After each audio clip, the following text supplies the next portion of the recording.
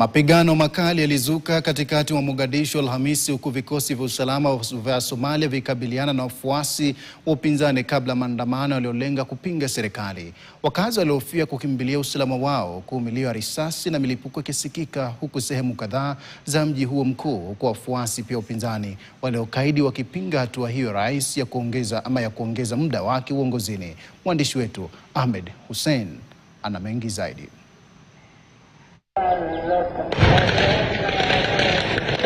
Mapigano makali yalizuka siku ya Alhamisi katikati mwa mji wa Mogadishu, Somalia, huku vikosi vya usalama vya serikali vikikabiliana na wafuasi wa viongozi wa upinzani kabla ya maandamano yaliyopangwa kupinga serikali. Wakazi walionekana wakikimbilia usalama wao, huku milio ya risasi na milipuko ikisikika katika maeneo kadhaa ya mji huo.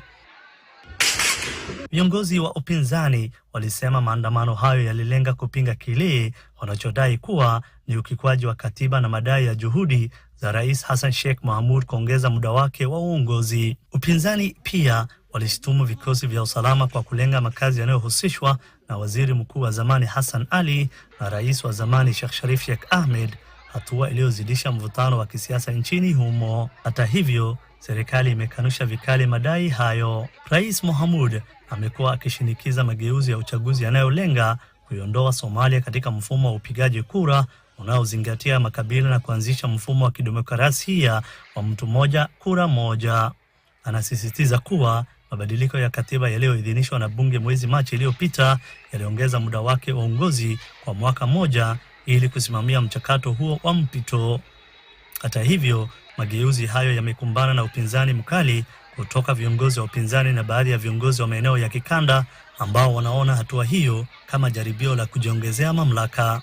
Juhudi za kuandaa uchaguzi wa kitaifa pia zimekuwa zikikabiliwa na changamoto kutokana na migawanyiko ya kikabila na uwepo wa wanamgambo wa Al-Shabaab ambao bado wanadhibiti sehemu kadhaa za nchi hiyo. Hakukuwa na taarifa rasmi za idadi ya waliouawa au kujeruhiwa kufikia wakati wa kuandaa taarifa hii.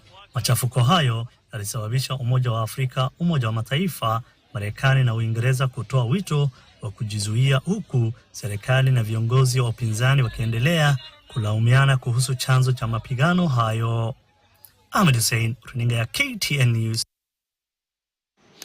Na mtazamaji, kwa taarifa hiyo kutoka Mogadishu ndipo nakamilisha taarifa zetu za mbiu ya KTN leo hii. Jina langu ni Sam Amani, mwenzangu Kolo Ishara amekuwa Meresha Witi. Jioni njema.